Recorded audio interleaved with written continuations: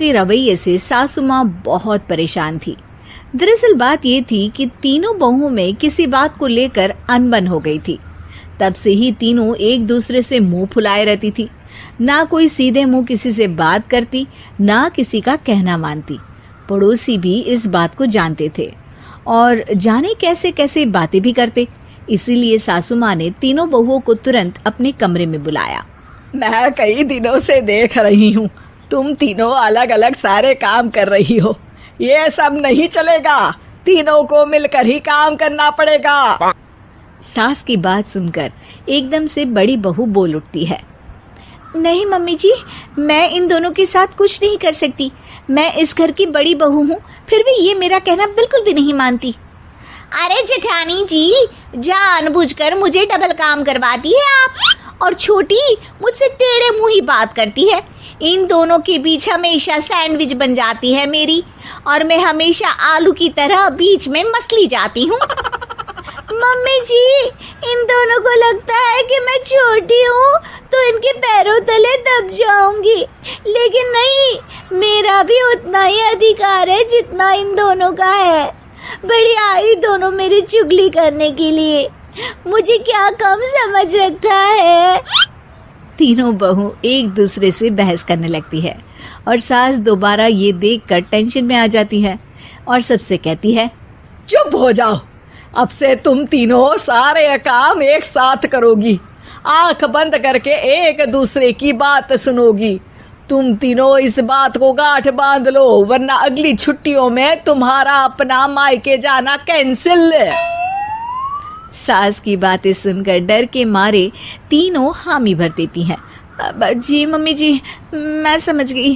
हाँ मम्मी जी, जैसा आप कहें। आप जो कहेंगी मैं वही करूंगी। तीनों बहू सास की बात को गांठ बांध लेती है और वादा करती है कि अब से सारे काम वो तीनों एक साथ मिलकर ही करेंगी। ये सब देखकर सास खुश हो जाती है और वहां से चली जाती है। नीचे जाकर वो देखती है कि घर में शर्मा जी आए हुए होते हैं। सास जोर से आवाज लगाकर कहती है, अरे बहू, जरा चाय बनाकर तो लाना, शर्मा जी आए हैं। सास की बात सुनकर तीनों बहू तुरंत किचन की ओर भागती है और चाय बनाना शुरू कर देती है। मुझे तो एकदम मसाले वाली कड़क चाय पसंद है, तो हम शर्मा जी के लिए मसाले वाली चाय ही बनाएंगे। अरे नहीं दीदी, गर्मी के मौसम में मसाला चाय कौन पीता है? मैं तो शर्मा जी के लिए इलायची वाली चाय ही बनाऊंगी। ये कैसी बात कर रही हैं आप दोनों? मेरी मम्मी ने सिखाया है कि मेहमान को ज्यादा दूध और शक्कर वाली चाय देनी चाहिए, वरना वो घर वालों को कंजूस समझते हैं। तो मैं तो शर्मा जी को ऐसी ही चाय दूंगी। तीनों बहुएं अपने अपने तरीके से चाय में शक्कर, मसाला, पत्ती सब डाल देती है। उबलने के बाद तीनों मिलकर चाय बाहर लेकर जाती है और शर्मा जी और सासू माँ को देती हैं। चाय पीने के बाद शर्मा जी सासू माँ को देखकर शर्मा जाते हैं और शर्मिंदा महसूस करते हैं कि आखिर उन्होंने चाय पीने के लिए हामी क्यों भरी। सासू माँ भी चाय पीना शुरू करती है और कहती हैं, अरे बहू, ये कैसी चाय बनाई है? चाय है या मीठे दूध की बासुंदी? हाँ, चाय अच्छी नहीं लगी क्या?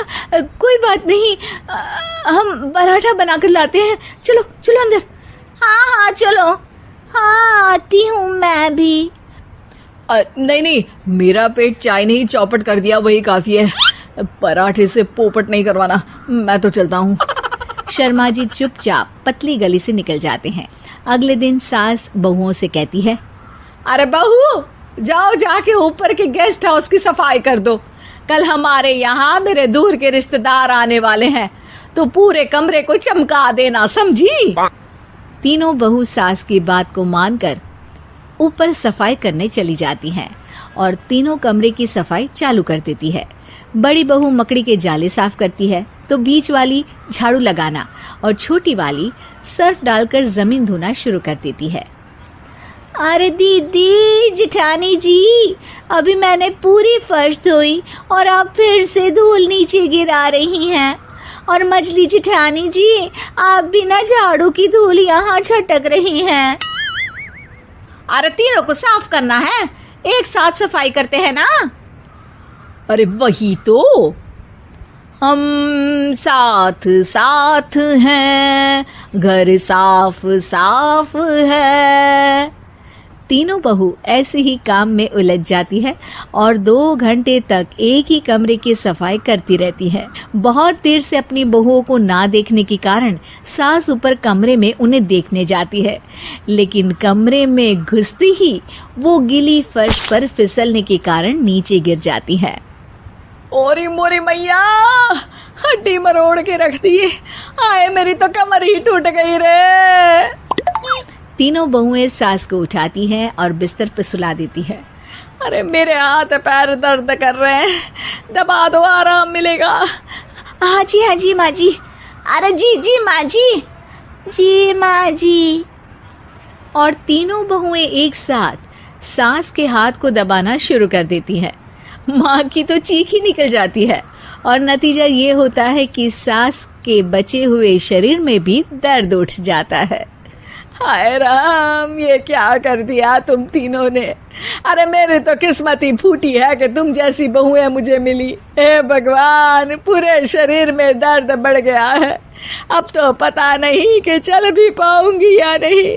माफ करो, मुझे गलती हो गई मुझसे कि तुम तीनों को एक साथ काम करने के लिए बोला। सोचा था तीनों मिलके अच्छे से काम करेगी, लेकिन बड़े बुजुर्ग सही कहते थे कि 3 तिगाड़ा काम बिगाड़ा। तुम लोगों ने ये बात ना आज साबित करके दिखा दी। तुम तीनों को तो समझाना यानी मानो भैंस के आगे भी न बजाना है। तुम्हें अकेले अकेले काम करना है ना, तो अब से तुम अकेले ही अपना अपना काम करो।